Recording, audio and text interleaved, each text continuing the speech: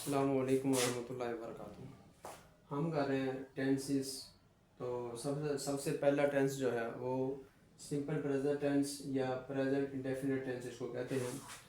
Simple present tense भी कहते हैं और प्रेजेंट इंडेफिनिट टेंस भी कहते हैं। फ़ेल हाल मुतलक इसको उर्दू के अंदर कहते हैं फ़ेल हाल मुतलक। मुतलक का मतलब है कि बिल्कुल हाल में, बिल्कुल मौजूदा जो काम हो रहा है उसको फ़ेल हाल मुतलक कहते हैं। यानी मुतलक का मतलब है बिल्कुल अभी अभी जो काम हो रहा है। और सिंपल भी इसको कहते हैं क्योंकि ये बिल्कुल सादा होता है इसको, इसलिए सिंपल भी कहते हैं। सिंपल यानी मौजूदा अभी चल रहा है तो इसलिए सिंपल कहते हैं। तारीफ़ इसकी क्या है? ऐसे फ़िक्रात या ऐसा ज़माना जो सादा हो। ऐसे फ़िक्रात जो सादा हो या ऐसा ज़माना जो सादा हो। ये फ़ेल मौजूदा ज़माने को ज़ाहिर करता है। ये फ़ेल जो है ये मौजूदा ज़माने को ज़ाहिर करता है। इसकी पहचान क्या है? उर्दू फ़िक्रात के आखिर पर ता है, ती है, ते है, ताहू वगैरह आता है। यानी हमें पता कैसे चलेगा ये कौन सा टेंस है?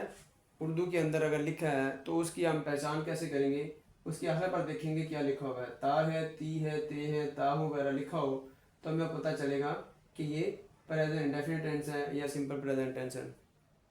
यानी हम कहते हैं कि वो स्कूल जाता है, वो मज़े में जाता है, वो खाना खाता है, वो उठता है, वो बैठता है, वो सोता है। ठीक है, कोई भी ता है, ती है, ते है वगैरह लफ्ज़ वाला जो आता है फ़िक्रा, वो कौन सा होता है? प्रेजेंट इंडेफिनिट टेंस का या सिंपल प्रेजेंट टेंस का। इसका फार्मूला क्या है? सबसे पहले इंग्लिश के अंदर जो है सबसे पहले सब्जेक्ट होता है, फिर फर्स्ट फॉर्म और वर्ब ऑफ वर्ब, यानी वर्ब की पहली फॉर्म इस्तेमाल होती है इसके अंदर। सब्जेक्ट के बाद वर्ब आता है, उसके बाद ऑब्जेक्ट आता है, और उसके बाद अगर अजाफी कोई हो लफ्ज़ वगैरह तो वो बाद में आएगा, एक्सटेंशन के तौर पर वो बाद में आएगा। लेकिन ये तीन चीज़ें लाजमी इसके अंदर होती हैं सब्जेक्ट, वर्ब और ऑब्जेक्ट। हो सकता है सब्जेक्ट और वर्ब दो चीज़ें ही हो, यानी वो जाता है ही वेंट, ही यानी ही गोज़ वो जाता है। तो इसके अंदर दो चीज़ें भी हो सकती हैं, लेकिन तीन चीज़ें भी हो सकती हैं। ये इसका ज़रूरी होना नहीं है, इसका होना ज़रूरी नहीं है एक्सटेंशन का। ये दो चीज़ें लाजमी होती हैं इस फिक्रे के अंदर, इस टेंस के अंदर। और तीसरी चीज़ भी हो सकती है, नोट वर्ब के साथ एस या ई एस का इजाफा भी करते हैं। वर्ब जो फर्स्ट फॉर्म वर्ब है जो इस्तेमाल हो रही है उसके साथ एस या ई एस का इजाफा लाजमी है इस टेंस के अंदर, जो कि सिर्फ थर्ड पर्सन सिंगुलर।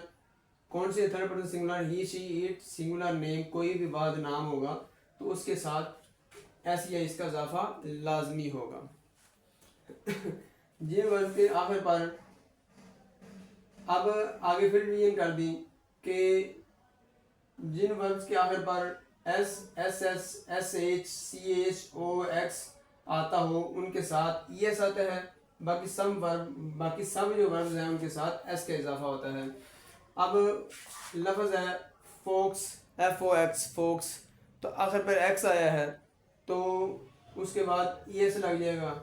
इसी तरह मैंगो, ओ आया है आखिर पर तो ई एस साथ आएगा।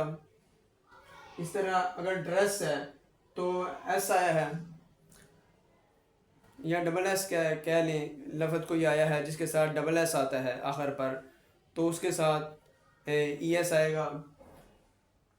फिर फिश कह लें, फिश लफ्ज़ है, एस एच आया है तो उसके साथ भी ई एस साथ आएगा।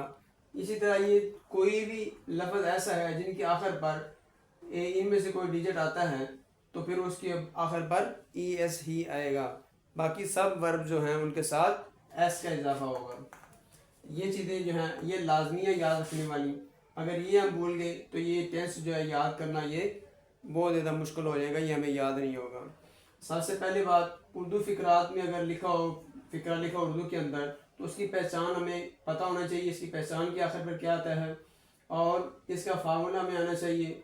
सबसे पहले सब्जेक्ट होता है, उसके बाद वर्ब आता है और वर्ब की पहली फॉर्म आती है और फिर ऑब्जेक्ट आता है। और उसके बाद कोई और हो तो इजाफा हो कोई भी तो फिर वो एक्सटेंशन के तौर पर बाद में आएगा। फिर वर्ब के साथ एस या इसका ई एस का इजाफा होता है। एस का इजाफा किसके साथ, किस वर्ब के साथ, ई एस का इजाफा किस वर्ब के साथ होगा। तो ये हमें सारा चीज़ें जो हैं ये इनको अच्छे तरीके से याद करना है इनको। अस्सलाम वालेकुम रहमतुल्लाहि व बरकातहू।